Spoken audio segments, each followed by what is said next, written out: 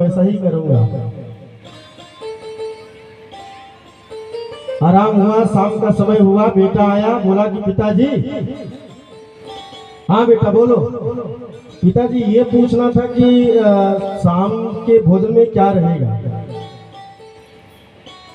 साग, दाल, रोटी, पूड़ी, कचौड़ी क्या रहेंगी बता देते तो मैं घर में बता देता, तो उस हिसाब से व्यवस्था हो जाती। पिताजी ने कहा कि सुनो, मैं राक्षस दिख रहा हूं क्या आपको? अभी मेहमान जी के साथ में दोपहर में भोजन किए थे, फिर शाम को भोजन। अरे कितना भोजन करूंगा भाई, मैं राक्षस नहीं हूं मैं। मेहमान जी से पूछो, अगर इनको करना हो तो इनको करवाओ। अब मेहमान जी बेचारे भोजन करें तो वो भी राक्षस। अब मेहमान जी तो बड़े चक्कर में फंसे। मेहमान जी ने कहा कि सुनो भैया, ऐसा है कि वो इच्छा बिल्कुल मेरी भी नहीं, क्योंकि दोपहर का भोजन लेट हुआ था, तो इसलिए मेरी भी इच्छा नहीं है। थोड़ा सा पानी वानी पी लेंगे, बाकी भोजन की इच्छा तो नहीं है। अरे नहीं, आपके लिए बनवा दो। अरे नहीं महाराज जी, अभी तो शाम को भोजन हुआ था, दोपहर में भोजन हुआ था, अब भोजन करने की इच्छा। भोजन कर लेंगे तो परेशान हो जाएंगे, हम बहुत परेशान रहते हैं, शरीर साथ नहीं देता। अच्छा ठीक है, कोई बात नहीं। तो पिताजी फिर मना करते घर में भोजन के लिए। हाँ बिल्कुल मना कर दो, जाओ, हम राक्षस नहीं है, भोजन करेंगे हरदम, जब देखो तब भोजन भोजन। मेहमान जी भी बेचारे बड़े चक्कर में फंसे, बस समय देख रहे थे कि एक आध घंटा और कैसे भी बीते, उसके बाद अपने गंतव्य स्थान को मेहमान जी प्रस्थान करें। लेकिन हमारे राघव जी हैं जो भक्त ना, वो खुद तो भोजन पा रहे हैं, लेकिन अपने मित्र मंडली के लिए भी परेशान है। आज राजा दशरथ जी महाराज राघव जी को अपने गोद में बैठा करके भोजन पा रहे हैं और राघव जी को भी खिलाए जा रहे हैं। अब दशरथ जी ने जैसे ही भगवान राम के मुख में ग्रास दिया, तो राम जी ने बिना मन के वह भोजन का कवल स्वीकार कर लिया भक्तों। लेकिन आज राघव जी सोच रहे हैं कि किधर से जगह मिले, मैं रफू चक्कर हो जाऊं, क्योंकि आगे थाली रखी हुई है। एक गोद में इधर भगवान राजा दशरथ जी भगवान को पकड़ करके बैठे, एक से निवाला दे रहे हैं, तो भगवान को निकलने की जगह नहीं मिल रही कि कैसे जाऊं। कहते भागी चलत किलकत मुखा, अदभी ओटन लपटा। जैसे ही भगवान ने ग्रास उठाया भगवान के मुख में डालने के लिए, तब तक हमारे राघव जी पधार गए अपने मित्र मंडली में। मुख में दधी ओटन लपटा हुआ है, प्रसादी सब मुख में लगी है, भगवान जी वैसे ही बन। भगवान राम किलकारी मारते हुए दधी मुख में लगा हुआ है, और वैसे ही चिढ़ाते हुए राजा दशरथ जी को आज भागा। जो मुख में जैसे लगा था वैसे को वैसा ही लगा रहा बच्चा।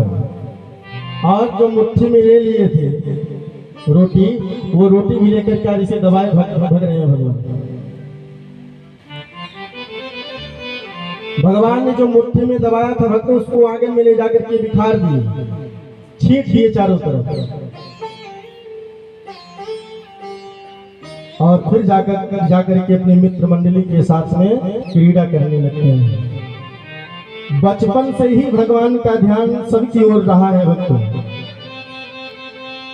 सखाओं का ध्यान रख रहे हैं कि मेरे सखा क्या सोचेंगे, अगर मैं उनके पास नहीं जाऊंगा तो माता पिता का भी ध्यान रख रहे हैं, सबका ध्यान रख रहे हैं हमारे मित्र मंडली के लोग। वो क्या सोचेंगे कि अकेले अकेले आज सब कुछ पाए जा रहे हैं, हम लोगों का ध्यान नहीं दे रहे हैं।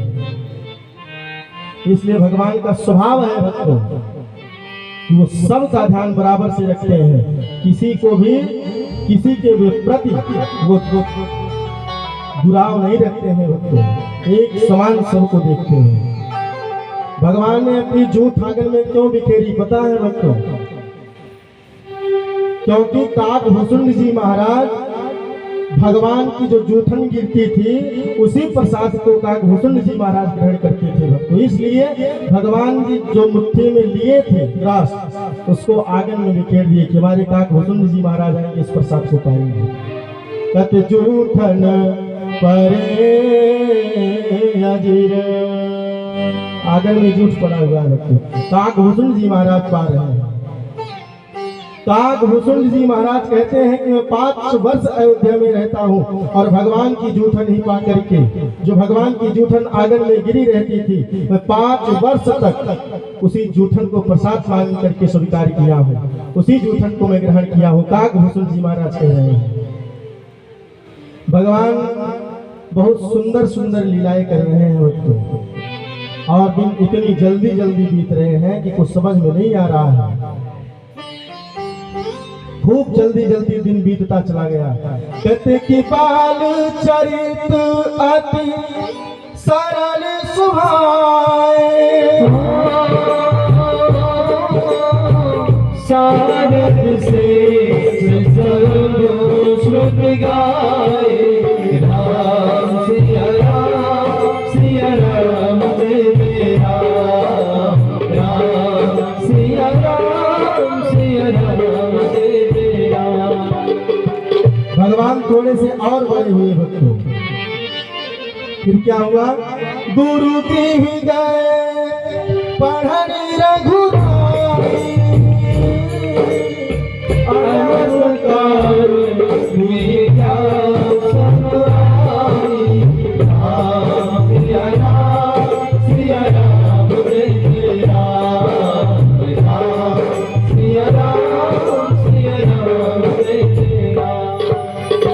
रघुनाथ जी आज अपने भाइयों के सहित गुरु के पास गए विद्या पढ़ने के लिए होते हैं।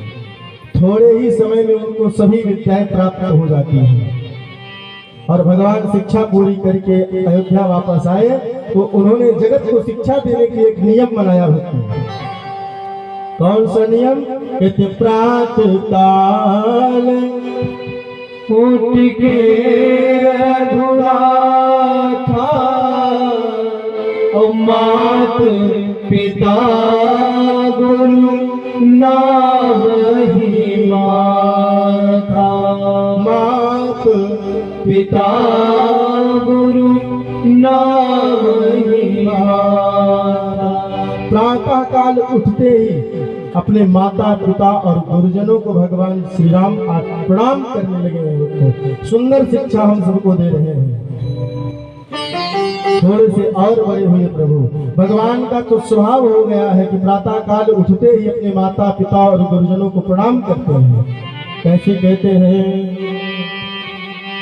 कि प्रातः काल उठी के रघुनाथ, प्रातः काल उठी के रघुनाथ, माता पिता गुरु, माता पिता गुरु नावही माता, प्रातः काल उठी के रघुनाथ, माता पिता गुरु नावही माता।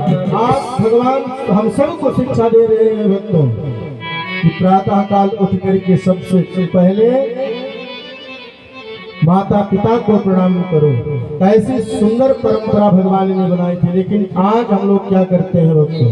कितना बदलाव हो गया है। पहले उठते थे तो कहते तब उठते ही ईश वंदना। भक्तों जब पहले उठते थे तो माता पिता गुरुजनों को प्रणाम करते थे, भगवान को प्रणाम करते थे, देवी देवताओं को प्रणाम करते थे, अपने कुल देवता को प्रणाम करते थे। लेकिन आज भक्तों जब सुबह सुबह हम उठते हैं ना तो पता नहीं कौन कौन सा गाना गाते ही उठते हैं और कहते हैं कि तब करते थे ईश वंदना, नित रामायण का पाठ, और अब अखबार पठन बन गया और दिनचर्या का पहला पाठ, दिनचर्या का पहला पाठ। अरे महाराज उनकी नींद खुली नहीं कि बेड से ही आवाज लगा देते हैं। सुनती हो? न ब्रश करेंगे न कुछ करेंगे न कुछ भी नहीं, बेड से उठते ही आवाज लगा देते हैं। सुनती हो? मैं उठ गया हूँ तो महाशय के लिए प्लेट में बढ़िया चाय जाती है बेड पर, बेड टी बोलते हैं उसको। और महाशय जी बिना मुख धोए उस बेड टी को पी जाते हैं। और उसके बाद फिर क्या करेंगे? फिर महाराज जी की कहते हैं अब अखबार पठन बन गया और दिनचर्या का पहला पार। रामायण कौन कहे पढ़ने के लिए, कीर्तन भजन कौन कहे सुनने के लिए, कुछ नहीं। उतना समय ही नहीं है महाशय के लिए, क्योंकि दिन भर तो घर रहते नहीं है। सुबह न्यूज पेपर आ जाए तो पूरे हिंदुस्तान का खबर ले लेते हैं बैठे बैठे बेड पर, क्योंकि उनको और भी काम करना होता है। वो निकल जाते हैं सुबह चाय पी करके, नहाते भी नहीं है। तो भगवान को प्रणाम करने को कौन कहे? और खुदा न खास्ता अगर माता पिता सुबह कह दे कि भैया उठ जाओ और हमारे लिए दवा ला दो, मैं परेशान हूँ, तुम्हारी मैया परेशान है, तो कहेंगे पिताजी बाजार से जहर की पुड़िया मंगा करके दोनों लोग खा के सो जाओ आराम से। मतलब सुबह हुई नहीं कि आप लोग टेंशन पे टेंशन देने लगते हो। कितना दवा ला करके आपको दे, जब देखो तब सुबह दवा दवा दवा दवा। उनको माता पिता की सेवा करने का समय नहीं है महाराज। वो भावना नहीं है, सच्ची भावना नहीं है, श्रद्धा नहीं है, विश्वास नहीं है। तो महाराज जी प्रणाम कहां से करेंगे? और करें भी क्यों ना। अब तो हमारे यहाँ जो विद्यालय खुल गए हैं बच्चों, जिसको हम कॉलेज बोलते हैं, जो वहाँ सुबह बच्चे को भेजते हैं पढ़ने के लिए, तो मास्टर जी भी सिखाते हैं बच्चे को। कहते हैं बेटा ये 10 रुपया है और 10 रुपए में से तुमने 5 का चॉकलेट खा लिया तो कितना बचा? अब ये सब प्रश्न होते हैं। गांव से गणेश नहीं पढ़ाया जाता है भक्तों, अब गांव से गधा पढ़ाया जाता है। बेटा गधा पढ़ो गधा बनो। वो माता और पिता को प्रणाम करेंगे। जब गांव से गधा उनको सिखाया जाएगा तो गधे तो बनेंगे। वो माता पिता को प्रणाम नहीं करेंगे, उनके अंदर अच्छे संस्कार नहीं आएंगे भक्तों। इसलिए गांव से गधा नहीं, गांव से गणेश पढ़ो भक्तों, जिससे हमारे जीवन में, हमारे परिवार में परिवर्तन हो, बदलाव आए,